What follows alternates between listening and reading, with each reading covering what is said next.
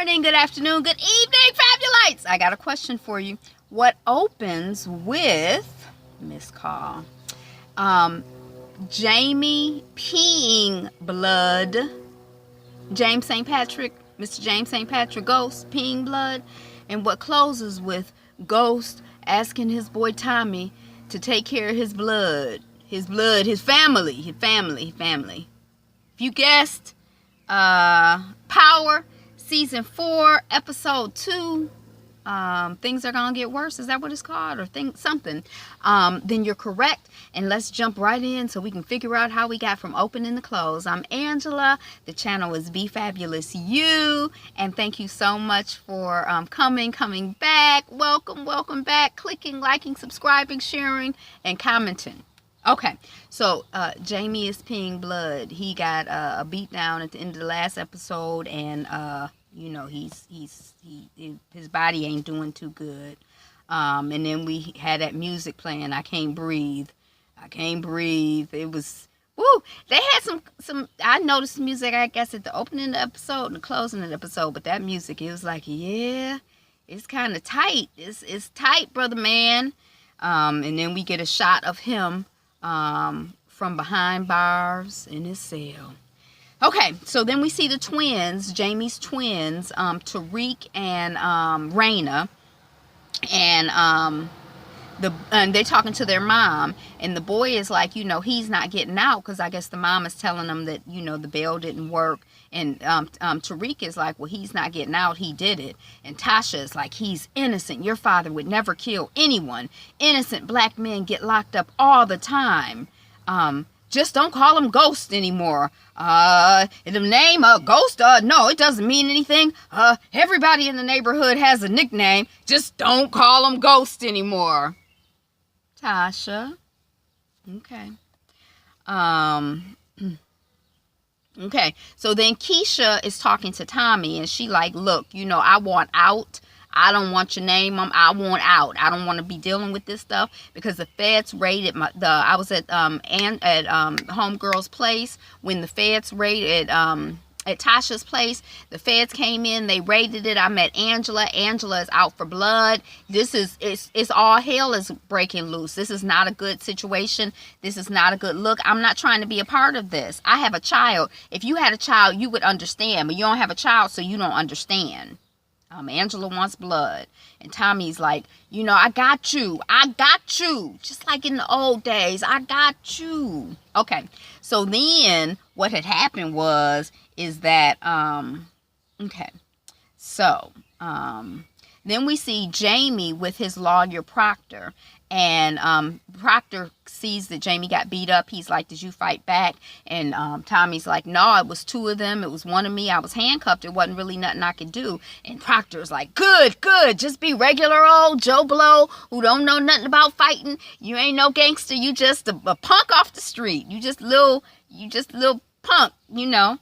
And they trying to get their strategy together. And basically, Jamie is like, you need to tell the jury that Angela is a scorned woman, that me and Angela were dealing with each other, and that's why she's setting me up. That's why she's framing me. And then we get this scene juxtaposed with, are they the Department of Justice? The feds, whatever, the prosecuting team, they're having a meeting without Angela about the relationship, you know, about Angela's relationship with Ghost, or not with Ghost because they don't know who Ghost is, but with Jamie St. Patrick and with the guy who got killed.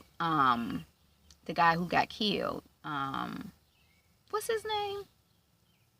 Her boyfriend, Angela's ex-boyfriend. I can't remember his name. He dead, so I guess it don't matter. It's gonna come to me.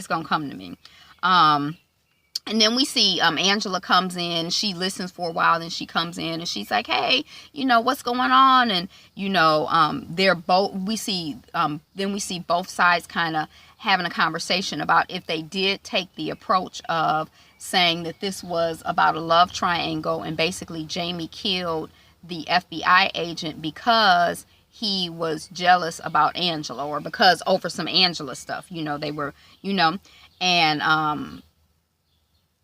and Jamie's approach is bringing in the fact that it's like a three-way relationship going on, but saying that Angela is you know, Angela is the scorned woman who's setting him up. I think is that. But anyway, so they have both of them, Jamie and Angela, and Jamie's lawyer is interrogating him as if he were on the stand, and his lawyer is pretending that he's the prosecuting team. And then the team of lawyers that Angela is working with, they're interrogating her as if she were on the stand, but they were the defense team. Like they were Proctor. They pretended they were Proctor, asking her questions. So we have Jamie answering questions, and we have Angela asking questions. Answering questions. We have Angela answering questions. We have Jamie answering questions. So, you know, they kind of, you know, are going back and forth, you know, with that. And then, they both basically come to the conclusion, you know, because at one point Jamie is like, dang, I don't even know where my notes are. At one point, Proctor asked Jamie, you know, did you kill so-and-so? And Jamie is like, I would never kill a cop. And his lawyer is like, you mean you would never kill anyone? Have you killed people before? What are you saying? And then he's explaining to him, you're going to perjure yourself on the stand. You're going to get yourself in trouble. And I don't know where exactly they get Angela caught up, but they basically get Angela caught up too. And it's explained, you know, and so both Angela and Jamie at the same time come to the conclusion that Angela is like, I can't testify. And Jamie is like, I can't testify. You can't put me on the stand. And Angela's like, you can't put me on the stand. And then Proctor says to James, you need to make some calls, pretend like you're a business owner, let people know you're going to be in jail for a while and that they got to handle stuff. So then we see, it's like a garage, and we see some tattooing being done, and a guy goes over. It's like, I think this guy, Cristobal, I figured it out later. I'm not really sure, so y'all help me out. But it's like this guy, Cristobal, I think his name is that the guy that, what's-his-face runs over later? That he is trying to, you know, when you're in the drug business, or I guess wherever you are, sometimes there are people who are always trying to replace you, and people who are trying to go over you and undermine you and stuff. And so basically this guy sees an opportunity because Ghost has been locked up. There's some instability. So he's trying to undermine what Tommy has going. That's basically what it is. I don't know, you know. And, okay, so then we see Jamie calling Dre. And he's, you know, he's like, you know, look, I'm going to be in jail for, you know, Dre, hey, yes, Mr. James, I've got everything under control. And, you know, James is like, well, I'm going to be in jail for a while, so I need you to take care of things. And, oh, yes, I've been talking to Karen every day. And Jamie like, oh, you've been talking to Karen every day? Oh, yes, you know, we've got things going, you know. And then we see Dre explaining the drug distribution system to his employees. Like if somebody come in and they order 2 champagnes, you give them 1 champagne and you give them this box that says truth. It's like a little, you know, matchbox, a little bigger than a matchbox size.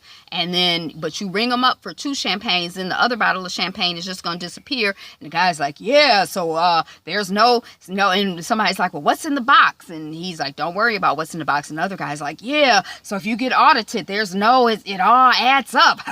You know, they all, you know, happy, they slick, I guess. So then we see Tommy with Julio. Julio's the guy with the tattoo on his neck, 766 or whatever, 670, whatever, 676, I don't know.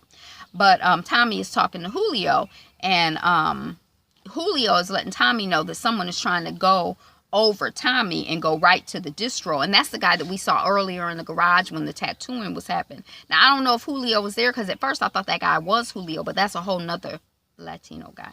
But he is trying to go over, and Tommy is like, wait a second, I just got to be the connect, and he trying to go over me. And Julio is like, look, you know, you let me handle it, because, you know, you too exposed, you know, I'ma handle it.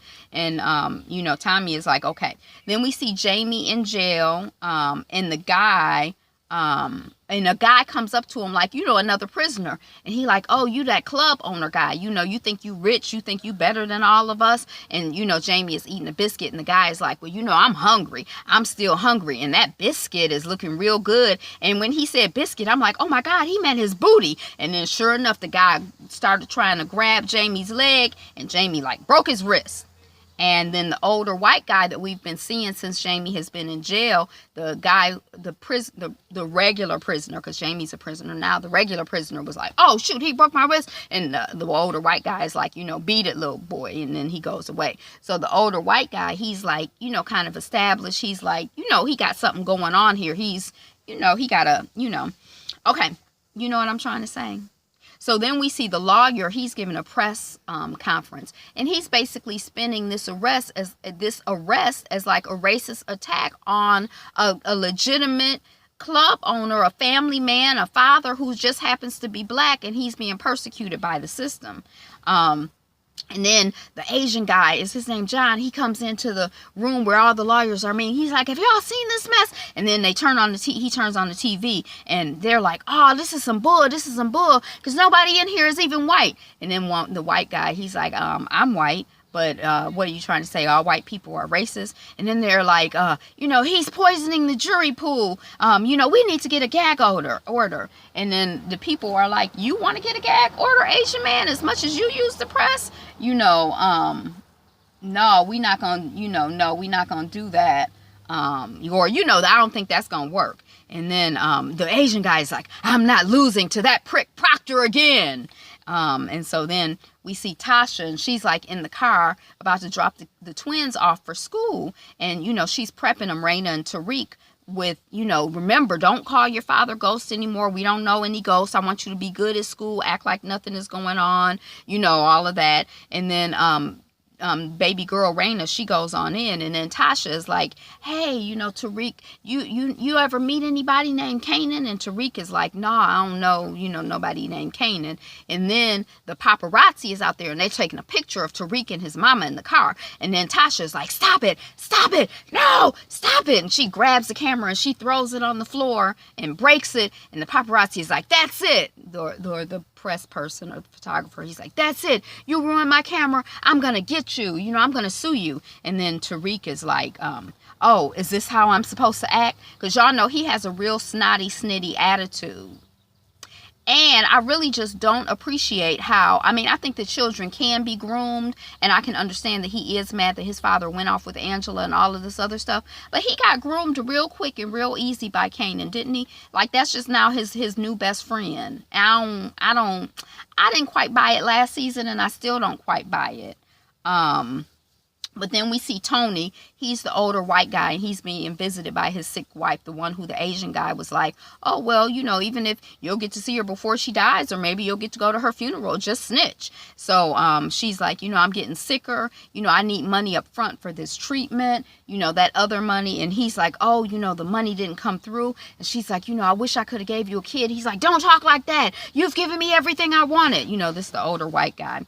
And then we see Julio, and he's handling the guy that tried to undermine Tommy. And it's like some of his guys get in a fight with some of his guy, like one of Julio's guys gets punched, and then Julio's like, it's cool, basically, like, you're a value primero, you a value dealer, so how about I just give you 2 extra bricks? You beat my guy up, but that's cool, I'm gonna give you 2 extra bricks. So that's the end of that scene. And then we see Proctor and the Asian guy John with the judge, and the Asian guy John is trying to get Proctor gagged like he said he was going to do, so Proctor can't talk to the press no more and poison the jury pool. And then the judge denies John. He like, nah, you better get in the game and use the press for your own advantage. And then John is talking to his legal team, and he's like, our case needs to be airtight. What else can we do? And then, we know the next thing we see happening is that homeboy plants the gun that he used to kill the guy. But, then we're at the club, and the police are there searching, at that Truth. And Sandoval goes off, and he goes into the Truth office, and he's looking around, and I'm like, he about to plant the gun. Then he takes out the gun, he plant the gun, then he leave, and he's hum-de-dum-de-dum-de-dum. Then the people come into the office. It's Dre, and then the black cop, you know, the black cop. And the black cop is, you know, searching the office, open the safe, whatever. He's looking around. And then he's like, oh, I'm going to look up underneath this metal thing, which is exactly where Sandoval planted the gun. Which, you know, Sandoval planted the gun where the cop is obviously going to know to check. The criminal ain't going to plant the gun, you know, anyway. Yeah. And then we see the whole family, Tasha and Tariq and Raina and baby girl, who's now a big girl. I've been wondering, I'm like, we haven't seen Tasha's mama, who used to watch the kids and the baby. We haven't seen the baby. But now the baby, was she like 18, 22? No, but she looked about 2 or 3, 4, 5. She looked about 4, 3, 5, something like that. Cute little girl, because when she smiled, when Tasha said, say hi to your father, and she said, and she was so cute. Okay, but there's having a family visit to prison, and Tariq had an, I forgot that Tariq had an earlier conversation with Keenan, and Tariq had also had a conversation with the kids at school. I think when he had the conversation with Keenan earlier, he was like, hey Keenan, you know any, well, he don't call him Keenan, he call him Slim, but he like you know, he had a conversation. Oh, no, when he had that conversation with Keenan, I think he was basically like, is my dad guilty? And Keenan is like, yeah, your dad is guilty. Believe me. Trust me. You've been knowing me for what, 4 weeks now? I mean, I'm your best friend. Don't trust your father or your family, although they lying. And he like, yeah, they're a bunch of liars. And then when Tariq went into school after his mother had told him to be good, some guys came and tried him. They came up to him and they're like, hey, did your father use the same gun? The gun that you brought to school, is that the same gun that your father used to kill the cop? And Tariq is like, maybe. And I'm like, he should have said, and it might be the gun that I used to kill your ass. And they were like, ooh. He didn't say that, but they were like, ooh. And they left him around. They trying to bully him. He like, please, I'm not here for that. Somebody on my phone. Don't they know? Okay. You know, we see the family visit. I don't think anything happened except for they were all there. And then we see Tommy. He finds out that Cristobal, not Julio, handled the confrontation, because he see one of the guys, he like, why your eye blacked? And the guy is like, oh, well, I don't want to say, but what had happened was, Tommy like, what? Who? What? How? What? What? So Tommy is hot. Then we see Tashi, he take out his heat, and he go over to Keisha's place. And Keisha has on her short, tight dress, you know, her booty's looking all big and everything. And, you know, he said he want to keep Keisha in the loop. And then Keisha is like, are you sure it's safe? And Tommy is like, yeah. And I'm like, y'all, fool. Okay. Oh no, what happened? So he's like, you sure it's safe? And Keisha's like, are you sure it's safe? And Tommy's like, oh yeah, it's safe. And then, you know, they have sex. Is that what happens? And he kisses her. And then Keisha's like, what about Holly? And Tommy's like, Holly's gone. And then we see the older white guy from prison with Ghost. And he's with his lawyer. And his lawyer is like, you know, Connie has, you know, it's closer to a year, not 18 months. And they talking. And then they say something about Egan. And the white guy in jail is like, Egan, you know, well, where did St. Patrick grow up? And the lawyer is like, they're both from Queens. So we know, so we know that the white guy is some connection. We don't know what it is yet. And then we see Tommy and Keisha. And, you know, Tommy is like, well, you know, they in their afterglow. He's like, well, have you ever played in the snow before? And she's like, no, you know, the snow is unpredictable. You don't know if it's going to be a little bit or a lot. And he like, oh, and your first time, you got a blizzard. I thought that was real slick. I haven't ever heard that before, but I thought it was funny. And then Keisha's like, you can't tell Tasha. She takes away everything good. Like Sean, who was Tasha's driver and also Keenan's son. And, you know, he was trying to get in the business. But it's kind of like, I guess in this scene, you see that Keisha is not really a good fan of Tasha. I mean, that was kind of surprising to me. I thought they were cool. But, you know, and then at the end, Tommy is like, yeah, we can't tell T. And then we see John, the Asian guy is making the case to the grand jury. And he's asking for an indictment. And I'm like, who is that black guy looking weird? Because there's like a cop or something. He's standing up, he's looking all weird. And then the next thing we see is Proctor gets a text, and the text is basically like, you know, the Law Squad, you know, is trying to prove that Tommy Egan is Ghost. So then we see Tommy and Proctor go to Tommy, and he like, you know, look, the prosecutor is trying to prove that, you know, you're this big dealer, so you need to quit dealing, you need to lay low. And Tommy is like, you know, I'm gonna try, you know, I can't lay low, I'm gonna try to keep a lower profile, but you know, business is business, and I'm a gangster, I'm a thug, this is what I do, baby. And but I want to let you know, if I get arrested, I'm gonna kill you. And it's kind of like, well, dag, you know, not even if he gets sentenced, he gonna kill him if he get arrested. So then we see Cristobal getting high. I think that's the guy who was trying to, who got into it with Julio, and Julio was like, here's some extra drugs for getting into it with my men. And Tommy pulls a gun, he's in his car getting high, Cristobal, and then Tommy puts a gun to his head, and he like, you know, get out the car, run, start running. And then the guy starts running, and Tommy gets in his car, and he runs him over. He runs into him, and the guy flips over the car, and then Tommy backs over, and he runs back over him again. You know, so that the car is on his leg, and you know, he has him pinned under the car, and you know, he's basically like, don't you ever fucking disrespect my organization again. And then Tommy drives off in Cristobal's car, and his thigh is like all broken and jacked up and stuff. Then we see Tariq waiting for Slim, and Slim shows him how to break and enter. He like, I'm gonna show you how to, you know, break and enter, you know, show you how to be a real criminal. And then Tariq asks Kanan about Kanan, and Kanan is like, I know who Kanan was, but Kanan is dead. He was from around the way. And then we see Ghost and Proctor, and he's like, you know, Tommy is the kingpin, you know. Ghost is like, look, you trying to say that I should say that Tommy is the kingpin, and then you trying to make me into a snitch. And you know, his lawyer is like, they got a gun, they got fingerprints, they got DNA, it's not looking good for you, man, you should flip. And then we see Tommy with his mom. I couldn't really quite figure out all of what was going on, but Tommy drove a car up. He got out, somebody put something on his car. Then he's when they're with his mom, and his mom says something about Ghost, and Tommy is like, don't bring Jamie's name into it. I don't know why they not slicker about it, because that's linking Ghost and Jamie is the same person.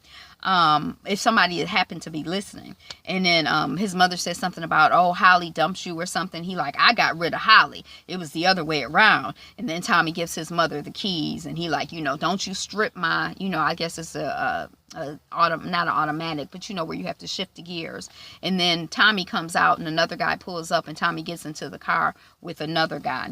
And then we see Angela and Sandoval, and Angela is like, you know, this gun thing it's not right, it don't make sense to me, you know, the gun at Truth is too easy, you know, Jamie, I think he's setting us up, is something wrong. And then Sandoval is like, nah. And then the Asian guy comes up, he's like, yay, we got the death penalty. And Angela's like, I didn't know you were asking for the death penalty. And the Asian guy's like, I always ask for the death penalty, shit, I be out here killing mugs, that's what I do.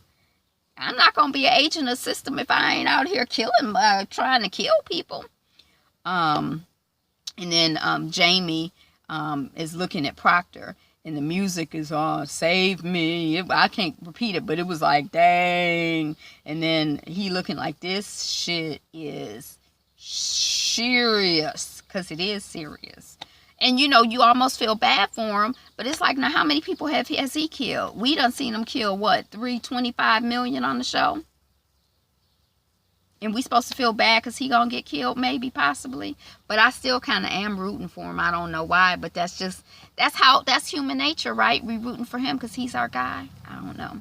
And then the Charlie Murphy cop, he's all like, you know, when you know, this is what happened when they kill you, you still be alive, you can feel everything, you can't breathe, you feel like you having a heart attack. He just terrorizing the poor man, telling him what it's like to die from lethal injection. Like he don't know, he just harassing this man.